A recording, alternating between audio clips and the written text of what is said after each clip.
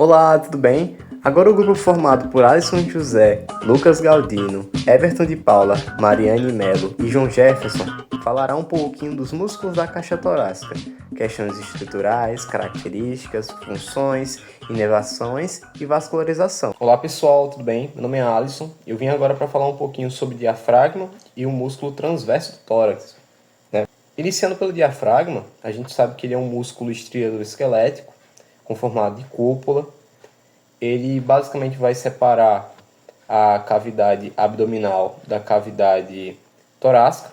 E quando a gente fala da respiração, ele é o principal músculo envolvido. Ele vai possuir três porções principais: a porção external, a porção costal e a porção lombar. Ainda falando de características estruturais do diafragma, ele vai possuir alguns hiatos. E o que seriam esses hiatos? Hiatos são basicamente aberturas que vão servir para a passagem de algumas coisas. Por exemplo, o hiato da veia cava. Como o próprio nome diz, né? Ele vai servir para a passagem da veia cava. O hiato esofágico, passagem do esôfago. O hiato aórtico, passagem da veia aorta.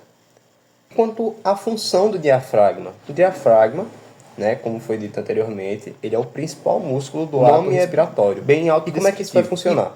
Ele vai contrair, e quando ele contrai, ele vai aumentar o volume da caixa torácica e diminuir a pressão intratorácica, ou seja, dentro da cavidade torácica. Isso vai favorecer a entrada do ar nos pulmões, e assim que ele voltar àquela posição de relaxamento, que ele vai expandir um pouquinho, isso vai contribuir para a expiração ativa. Quanto à inervação do músculo do diafragma, ela é realizada pelo nervo frênico e sua vascularização pelas artérias frênicas inferiores, superiores, a artéria intercostal e a artéria torácica interna. Agora falando sobre o músculo transverso do tórax, assim como o diafragma, ele também é um músculo estríado esquelético. Ele vai possuir um formatinho fino, plano, e ele vai ser encontrado dentro da parede torácica. Ele vai se originar da parte posterior do processo xifoide do externo. Quando a gente está falando do processo xifoide, é aquele acidente anatômico que a gente encontra na parte inferior do externo. As fibras desse músculo vão se interligar nas cartilagens costais. E o músculo em si ele vai estar intimamente ligado à artéria torácica interna e aos músculos intercostais. Sobre a função do músculo transverso do tórax, ele está ligado à expiração forçada. Então, quando o corpo tem a necessidade, está tendo uma demanda de uma ventilação maior, ele vai provocar a depressão daquelas cartilagens costais que as suas fibras estão ligadas e assim diminuindo o volume da cavidade torácica. Falando da sua inervação e vascularização, ele é inervado pelo nervo intercostal e vascularizado pela artéria intercostal e também a artéria torácica interna. Eu me chamo Lucas e eu vou fazer uma apresentação sobre os músculos serráteis, tanto o posterior quanto o anterior. O posterior tem o posterior superior e o posterior inferior. Os dois têm origem nos processos espinhosos. O do superior, né, ele é desde a sétima cervical até a terceira torácica e também tem uma origem no ligamento nucal. A sua inserção desse músculo é feita na borda superior, a face externa da segunda e quinta costela. Ele tem como função elevar as costelas durante a inspiração, aumentando assim o diâmetro anteroposterior da caixa torácica. Ele atua como um nervo acessório da respiração. Tanto o posterior quanto o anterior, eles têm essa função de ser um músculo acessório da respiração.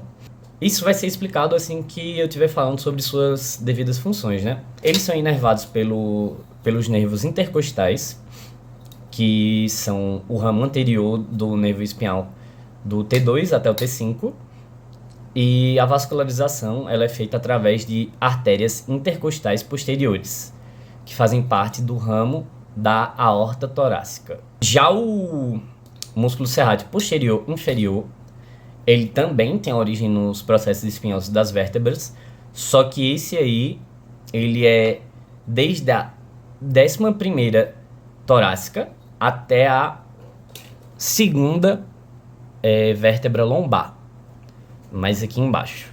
e também na fáscia torocolombar. Sua inserção ela é feita na borda inferior, a face externa da nona e 12ª costela.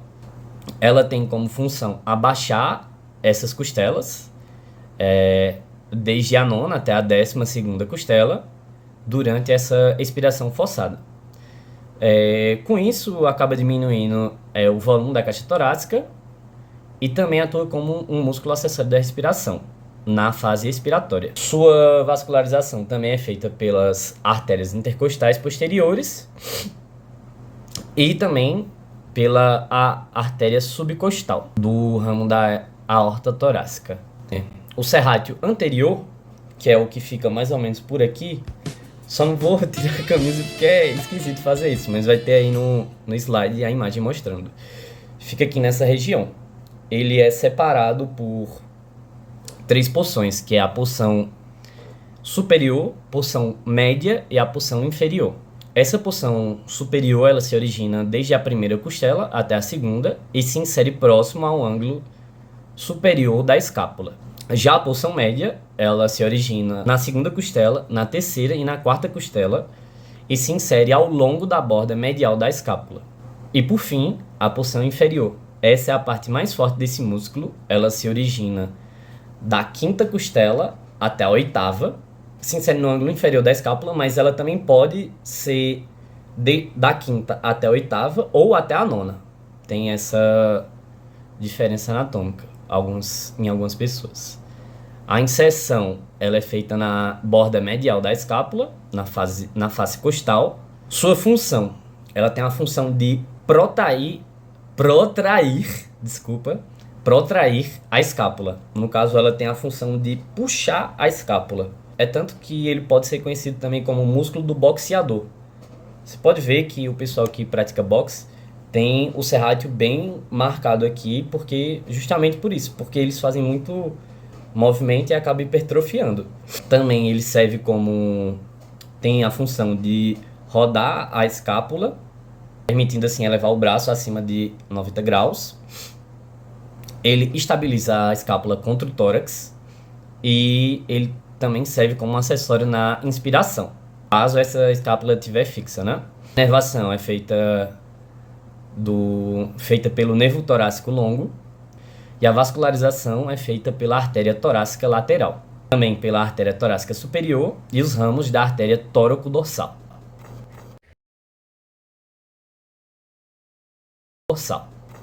Olá, eu me chamo João Jefferson e vou falar sobre os músculos intercostais.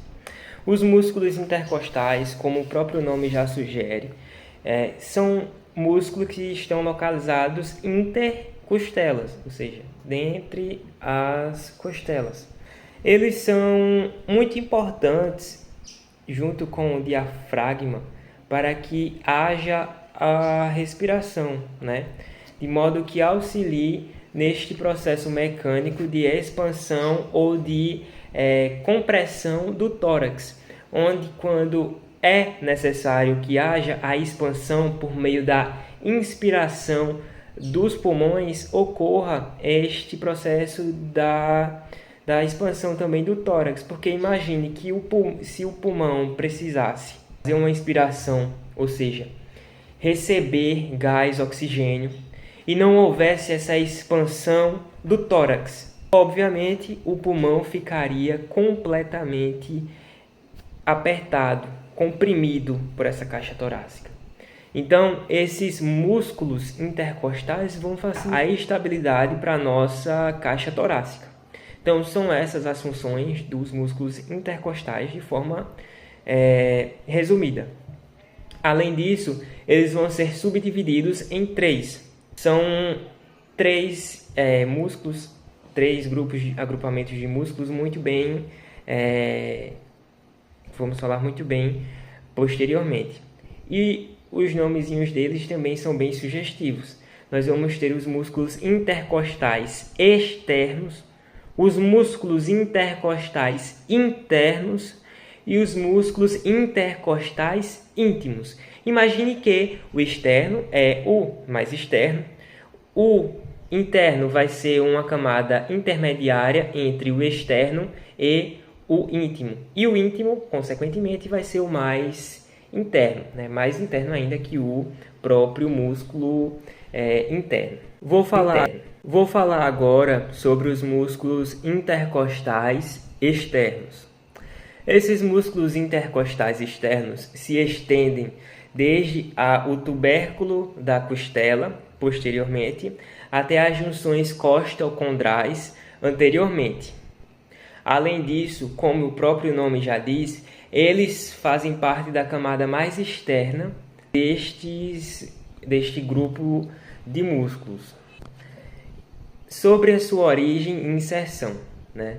Isto vale tanto para ele como para os demais músculos intercostais que vocês verão, né, posteriormente. Eles vão se originar, vamos supor que isso aqui são as costelas.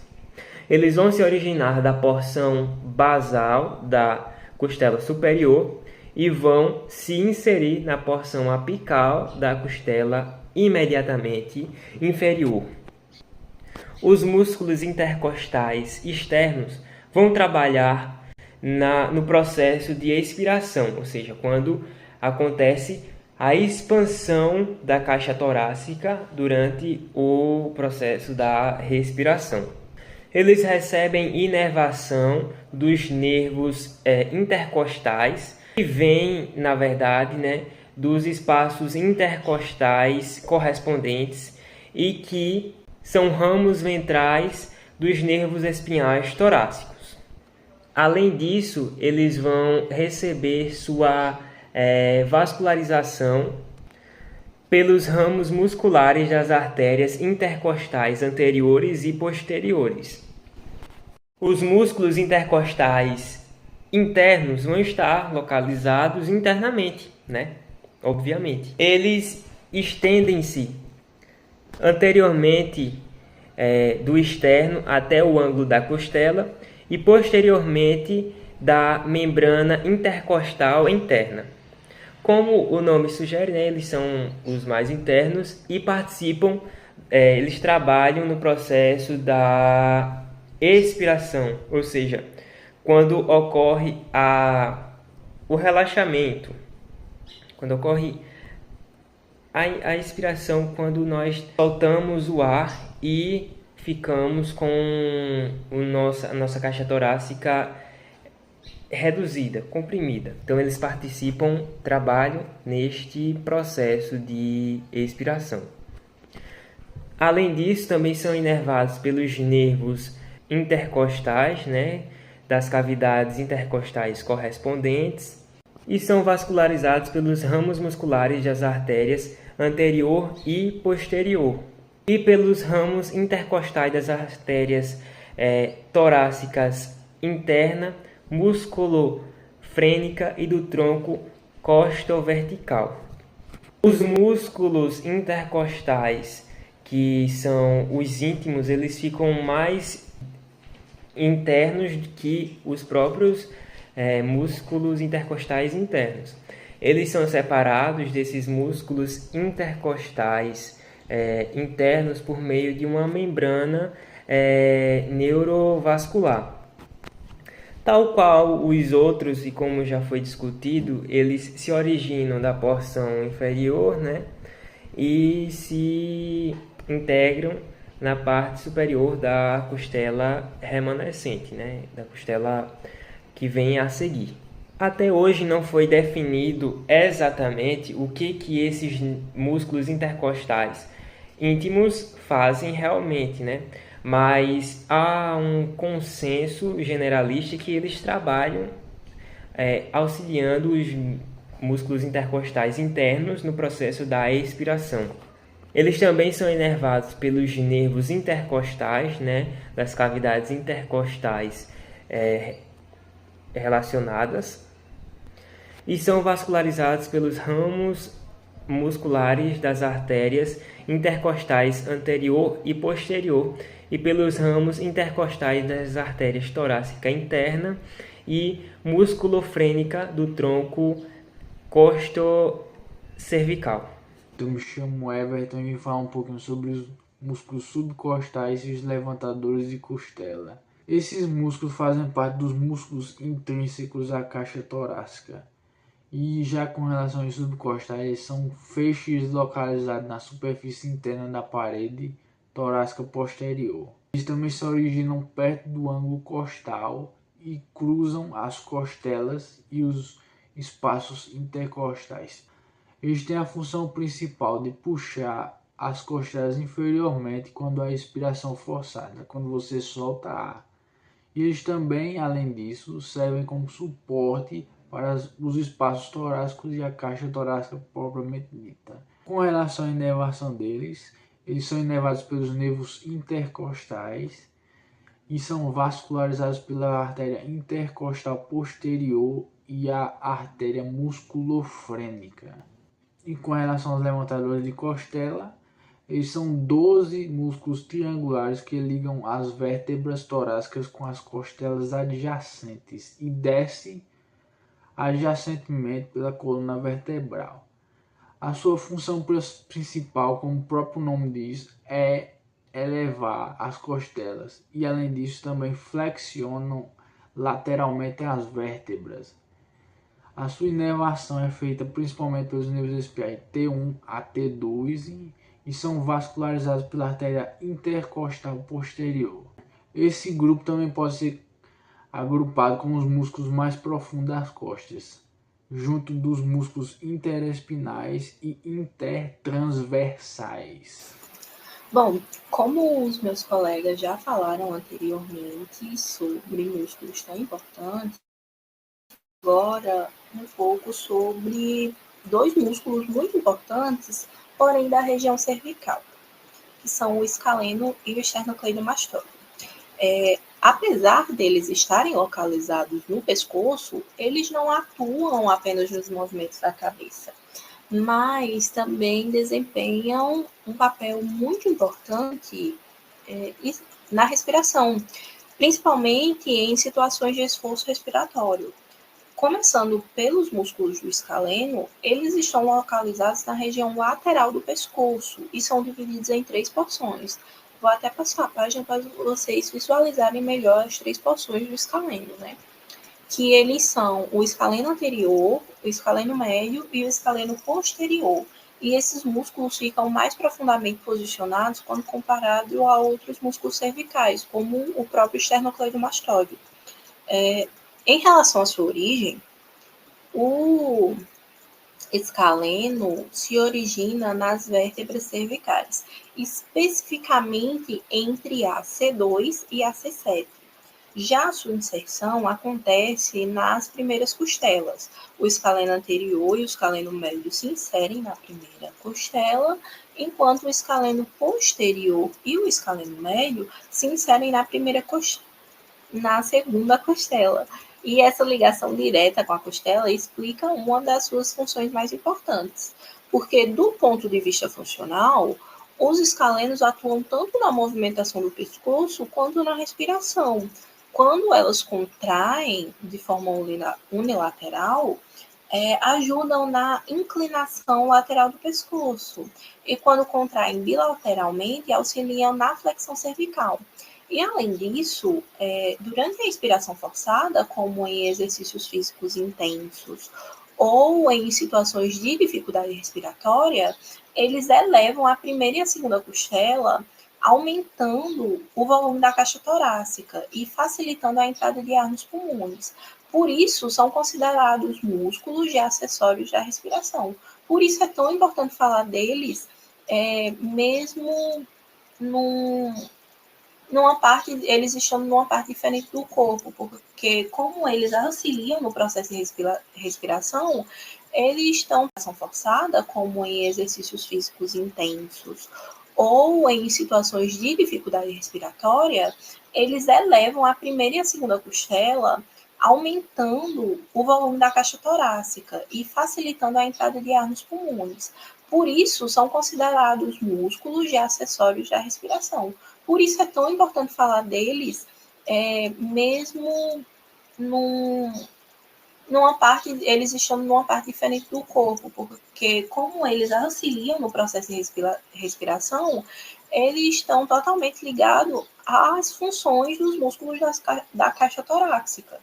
Além disso, um ponto anatômico importante é que entre o escaleno anterior e o escaleno médio passam estruturas como o plexo braquial e a artéria subclávica, que quando há uma compressão nessa região, pode ocorrer a síndrome do desfiladeiro torácico, que causa dor, formigamento e fraquezas dos membros superiores.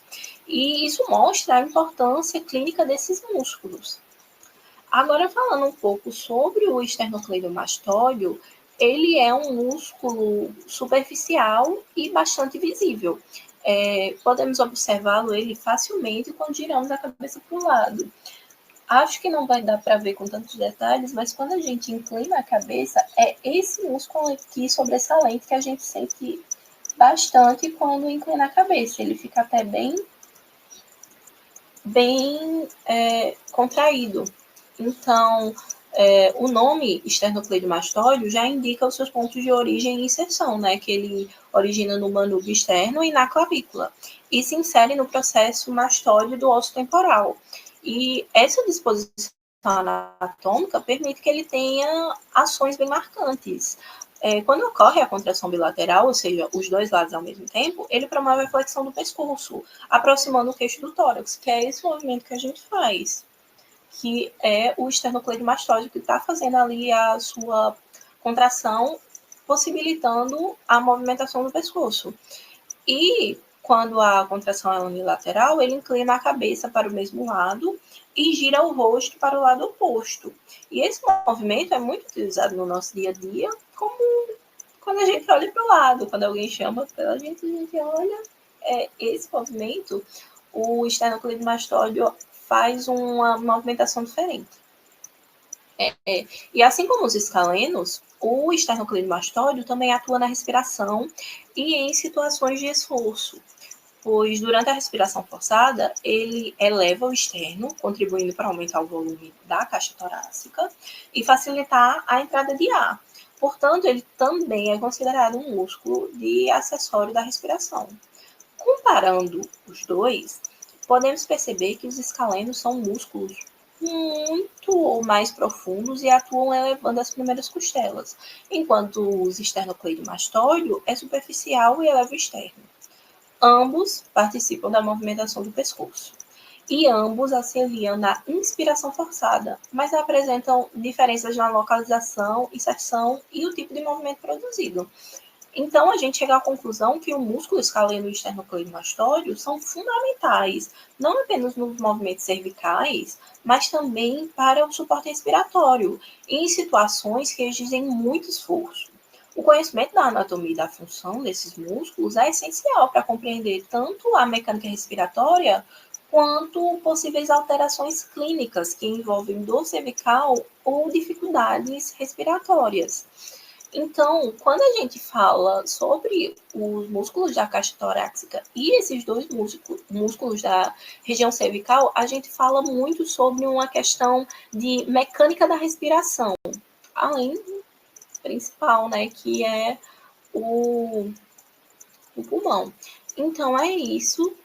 Eu vou ficando por aqui. Temos algumas das nossas referências.